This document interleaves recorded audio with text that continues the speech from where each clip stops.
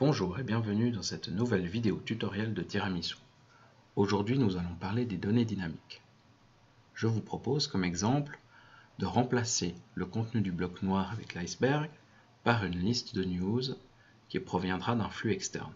Pour commencer, nous allons parler des points clés des données dynamiques, tout ce qu'il faut savoir pour pouvoir en utiliser.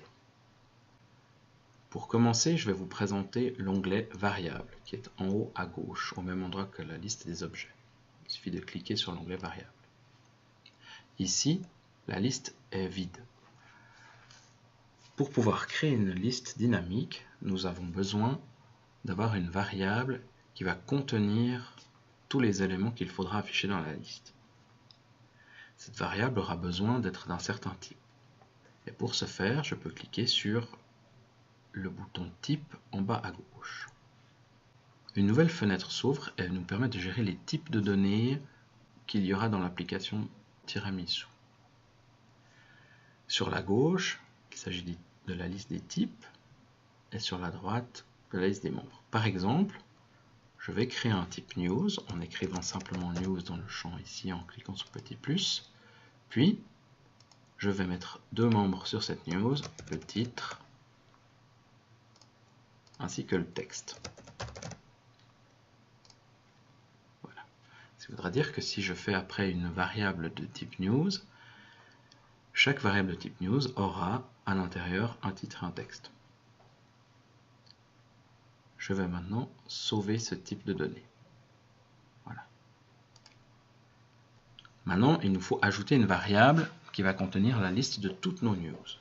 Pour ce faire, je clique sur le bouton Ajouter dans l'onglet Variables. Je définis un nom.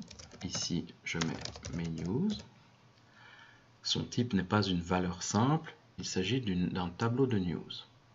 C'est-à-dire que la variable va contenir plusieurs news. On voit ici que nous avons une petite fenêtre qui s'est rajoutée, où on peut ajouter une ligne. Tout de suite, on va pouvoir mettre ma première news, le titre.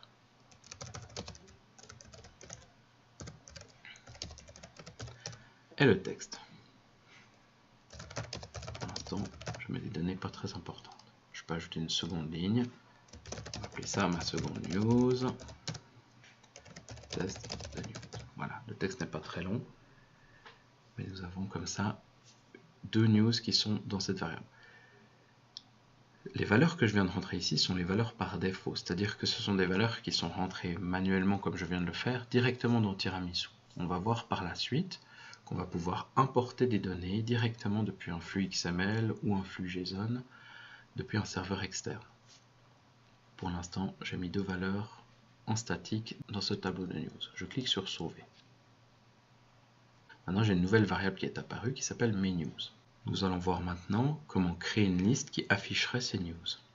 Alors en premier lieu, je vais déjà sélectionner mon rectangle noir, dégrouper son contenu, le dégrouper pour pouvoir enlever son contenu, voilà.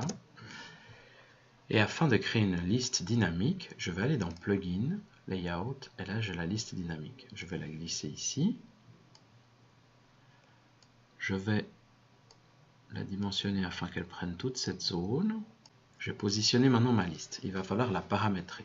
Donc, elle est rouge parce qu'elle n'est pas entièrement paramétrée. Donc maintenant, dans les paramètres, je vois que ma liste démarre automatiquement. Je veux une source de données pour cette liste. La source de données, on va dérouler le petit menu déroulant ici, ça va être mes news. Car je veux que ce soit mes news qui soient affichées dans cette liste. Sous l'onglet liste, nous allons pouvoir régler dans quel mode elle va être affichée. Ici, je veux que l'utilisateur puisse scroller avec le doigt ou avec la souris verticalement dans la liste. En gros, c'est une liste infinie verticale. Donc, je vais lui dire qu'on a le droit d'activer le scroll ou le swipe. Le swipe, ce sera sur les mobiles avec le doigt. Et le scroll, ce sera sur les desktops avec la molette. Je vais donner la direction de ma liste. Je veux que ce soit une liste verticale, comme je l'ai déjà dit. Et je veux qu'il y ait deux colonnes. Le contenu ici, si nous avions un widget tel que le menu que nous avions créé dans l'exemple des applications mobiles, on pourrait le sélectionner directement ici, ce qui permettrait d'utiliser des widgets. Ici, on va simplement double-cliquer sur la liste, ce qui va créer automatiquement un widget. Pourquoi il y a un widget dans les listes? Simplement parce que chaque cellule de la liste va être répétée. Et on n'a pas envie de définir manuellement chaque entrée de la liste. Si j'ai par exemple 3 news, j'ai pas envie de faire 3 fois le design du titre, du texte, éventuellement d'une image, etc. Donc on va utiliser le concept du widget. Quand je vais double-cliquer sur la liste ici, je vais arriver dans un widget qui est déjà créé pour moi à la taille de la liste. Étant donné que je veux 2 colonnes, je vais mettre la moitié de la largeur de 920 qui est 460 pour un élément. Et je vais le faire un petit peu plus court, je vais mettre 160 de haut. Cet élément représentera un élément de ma liste. Je vais mettre maintenant un fond de couleur. Ici, un petit rectangle que je vais faire avec un espace par rapport au bord pour pas qu'il soit collé aux autres éléments de la liste. Donc je vais ici prendre 10 pixels de moins sur la largeur et 10 pixels de moins sur la hauteur. Et puis je vais décaler x et y à 5 pixels. Comme ça j'ai 5 pixels de chaque côté de marge. Dans les paramètres de ce rectangle, je vais le mettre en blanc et je vais mettre une semi-transparence de 60%. Ensuite, je vais rajouter un élément texte qui sera en fait le titre de ma news. Je vais le paramétrer pour qu'il prenne la bonne police. Voilà, Holloway, on va le mettre en gras puisque c'est le titre. On va le positionner par ici. Je vais doubler cet élément pour mettre mon texte. Et je vais le mettre en light. Alors à ce stade, nous avons créé un élément de la liste. On va pouvoir fermer ce nouveau widget. On voit ici directement que la liste est représentée maintenant graphiquement. On voit chacun des éléments qui va se répéter. C'est grisé pour dire que c'est une liste, mais en fait les marges grisées seront simplement le fond noir après. Donc si je teste, je vais pouvoir voir directement que 2 éléments dans ma liste, puisque j'ai rentré que 2 éléments dans ma source de données. Maintenant, malheureusement, on n'arrive pas à lire le texte qui est dans ces éléments. Pourquoi ça? Parce que je n'ai pas dit au bloc que le titre provenait du titre de la news et que le texte provenait du texte de la news. Comment est-ce que je vais faire ça? Alors, je vais re-rentrer en double-cliquant sur la liste dans l'édition d'un bloc. Et nous allons voir quelque chose, un autre concept qu'on retrouve des différents plugins de Tiramisu. Si je clique sur le titre et que je vais voir le paramétrage, je rentre un texte manuellement qui s'appelle titre, mais à côté j'ai un petit symbole de base de données gris sur lequel je peux cliquer et là je peux paramétrer une valeur dynamique. Alors comment s'utilisent ces champs de paramétrage? D'abord je vais choisir la variable depuis laquelle je souhaite prendre des données. Ici c'est la variable MyNews. Ensuite je vais dire dans quel est le membre ou la colonne de cette variable dans laquelle je vais avoir les données qui m'intéressent. Ici, c'est le titre.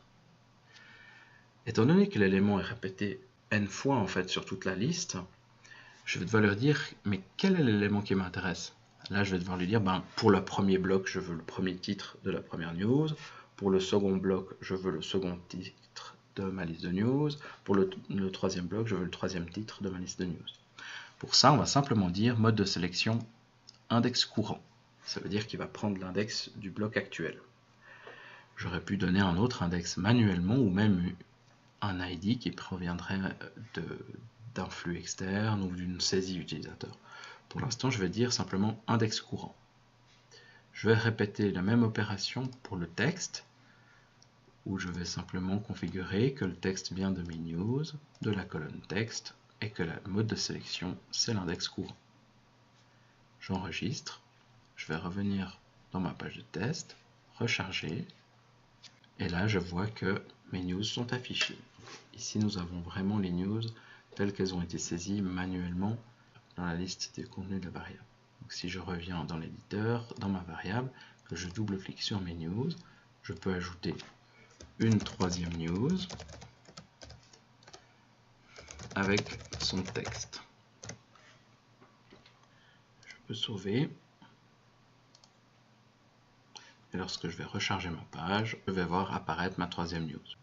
Maintenant que nous avons vu comment utiliser des données qui sont rentrées directement dans Tiramisu, il serait intéressant d'aller chercher des données depuis un serveur externe. Alors, pour l'exemple, on va prendre un flux RSS qui provient d'un journal qui s'appelle l'Antarctic Sun. Donc voici le flux RSS. Je vais ouvrir son code source pour voir le flux XML qu'il y a derrière. Voilà, ça c'est le flux RSS de l'Antarctic Sun. Donc, on va utiliser ce flux, donc je vais copier l'URL. Voilà. On va utiliser ce flux pour charger les données dans la variable. Alors, pour ça, on a dans l'onglet Programmation des plugins, un plugin qui s'appelle setVariable. Si je glisse setVariable, c'est aussi un plugin logique, on ne le voit que dans la liste des objets. On va lui donner un nom, chargement des news. Et puis, on va le configurer afin de pouvoir charger ces news. Alors, ce plugin, il sert dans tous les cas à mettre une valeur dans une variable. On a beaucoup d'actions à choix.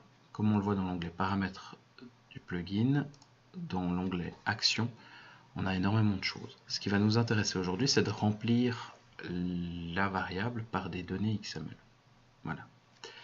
En dessous, on a une petite case à cocher qui est très utile, qui permet de vider la cible. C'est-à-dire que lorsque les données vont arriver du serveur, cela va vider le contenu qu'il y a dans la variable.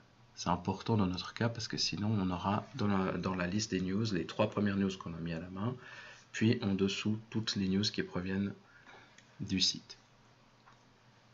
Maintenant, on va choisir la cible, en l'occurrence mes news, et puis on va inscrire comme source l'URL de l'Antarctic Sun. Nous aurions pu également choisir une source qui proviendrait de la médiathèque, donc on peut mettre des attachements XML ou JSON directement dans la médiathèque et les utiliser comme source de données, ou une variable qui contiendrait un XML. Là, nous arrivons dans quelque chose d'un tout petit peu plus technique, mais qui est assez simple. On va définir quel est le XPath de l'élément qui est répété dans ce flux. Alors, si je reprends le flux sous les yeux, on voit ici qu'on a item, item, item. Donc c'est item qui se répète. Donc on va simplement écrire ici /rss /channel /item. Je vous invite à aller regarder sur Google un petit peu des articles sur le XPath pour voir comment ça marche, mais c'est assez simple. Alors /rss /channel /item. Voilà. Là, ça veut dire qu'il va prendre comme nœud de répétition le nœud item. Puis ensuite, pour chaque item qu'il va trouver, il va créer un élément dans notre liste de news. Et puis pour chacun de ces éléments, on va définir où se trouve le titre. Alors ici, je sélectionne le titre. C'est également un XPath.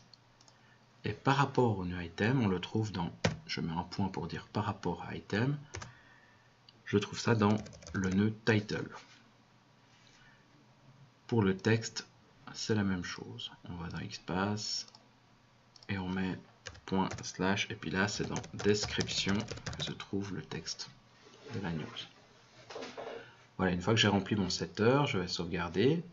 Alors, le setter, lui, peut démarrer automatiquement. Par contre, on va devoir demander à la liste de démarrer après le setter. Sinon, la liste va démarrer avant que les données soient chargées et la liste sera vide. Donc là, on va simplement sélectionner la liste et aller dans mode de démarrage, mettre déclencher. Puis, dans l'onglet action, on va tout simplement mettre la liste après le chargement des news. Donc je charge les news, la sortie de droite est levée lorsque les news sont chargées, et à ce moment-là, je démarre la liste. Voilà. J'enregistre mon projet. Maintenant, nous allons pouvoir tester, voir si le chargement se fait correctement. Je clique sur le bouton tester ou je rafraîchis la fenêtre de test déjà ouverte. Et là, je vois que j'ai effectivement les news qui proviennent directement du serveur de l'Antarctic Sun. Là, on voit que le texte est trop long puisqu'on ne lui a pas fixé de largeur, il dépasse d'une case, enfin en dehors des cases. Donc on va faire quoi? On va fixer la largeur du texte. Les plugins dans les widgets, dans le dernier nouveau widget qui est en fait celui de la liste, voilà. Je prends le texte et là on va lui fixer une largeur quand même. Alors le bloc ici fait 450, on va lui mettre 420 de largeur à disposition. On ne fixe pas la hauteur pour qu'il puisse prendre toute la hauteur qu'il veut. Et on sauvegarde. Si on vient ici et qu'on rafraîchit, on devra avoir quelque chose de plus sympa. Voilà, donc là on a du texte. On voit que les textes sont assez longs. Alors soit on peut diminuer la fonte, soit on peut limiter le nombre de caractères. On peut par exemple ici venir dans le texte et dire qu'on veut un nombre, donc on a mise en forme maxchars, qu'on veut un nombre de caractères maximum, par exemple à 200 caractères. On enregistrera ça. Et cela va simplement en fait couper le nombre de caractères maximum des news. On voit ici qu'il coupe le nombre de caractères et qu'il met 3 petits points. Donc on a ici les news qui sont bien mieux affichées qu'avant. Ce qui peut être intéressant aussi ici, c'est de récupérer par exemple l'image. J'ai vu dans ce flux de news qu'il y avait une petite image qui était présente pour chacune des news. Donc ce qu'on va faire, c'est qu'on va mettre une image dynamique. Alors on va revenir dans notre widget de contenu, on va pousser un petit peu le titre. On va prendre le titre, le pousser un petit peu sur la droite. Le texte, on va devoir le rétrécir un petit peu en largeur, donc il va falloir aussi diminuer le nombre de caractères maximum, on va mettre 100 ici. Et puis nous allons dans les plugins ajouter une image, c'est une image vide puisqu'elle est dynamique. Voilà. Et cette image vide, je vais la positionner ici. Voilà, comme ça. On peut lui mettre une image par défaut pour pouvoir en fait avoir une image qui sera affichée en attendant qu'elle soit chargée. Donc pour ce faire, je vais par exemple mettre l'image 1. C'est l'image par défaut. On peut mettre un petit symbole de chargement. Ici, c'est une image d'une aurore boréale, qui est l'image par défaut dans le cas où il n'y aurait pas d'image dans cette news ou avant que l'image soit chargée. Ici, c'est la même chose que pour le texte. On va vouloir mettre une donnée dynamique. Donc on a à côté de l'image un petit symbole donnée dynamique. On va pouvoir dire que c'est la variable mes news. Mais là, il manque la colonne image. On ne l'a pas encore mise. Donc là, c'est tout simple. Il suffit d'aller dans l'onglet variables, dans les types de news, je vais rajouter un nouveau membre qui s'appellera image. Je l'ajoute comme ceci. Je sauvegarde. Et ici, lorsque je vais sélectionner l'image, je vais pouvoir maintenant dans mes news sélectionner l'image avec index courant. Voilà. Mais là, je n'aurai pas encore l'image parce que je n'ai pas dit au fait au plugin de chargement des news qu'il fallait mettre l'image dans l'image. On a vu qu'on avait mappé le titre et le texte, mais il manque encore l'image. Là, je vais fermer ça. Je vais revenir dans mon chargement news. Et là, j'ai un troisième champ image qui est apparu dans le mapping. Et ici, la même chose que tout à l'heure, je vais devoir sélectionner le XPath et lui dire qu'en fait l'image, elle provient de /. Alors j'ai vu que c'était alt image dans le flux. Je sauvegarde. Et maintenant, je vais pouvoir faire un essai. Voilà. Donc là, on a directement les images qui proviennent du flux de news. Donc on a les news et les images. Là, j'aurais pu laisser un petit peu de marge pour parce qu'on a des titres qui viennent sous la scroll bar. Sur mobile, ce ne serait pas le cas. Mais on voit maintenant qu'on a toutes les news de l'Antarctic Sun qui sont arrivées sur notre page. Alors évidemment, on peut aller beaucoup plus loin encore, mais on a déjà vu aujourd'hui les concepts de type de données, de variables, de listes dynamiques, de champs dynamiques, champ texte ou image dynamique. Dans des prochaines vidéos, on pourra voir également comment pouvoir faire un champ de saisie, envoyer sur un serveur, filtrer ces données, faire des conditionnements, etc. Donc on peut aller très très loin avec l'outil Tiramisu.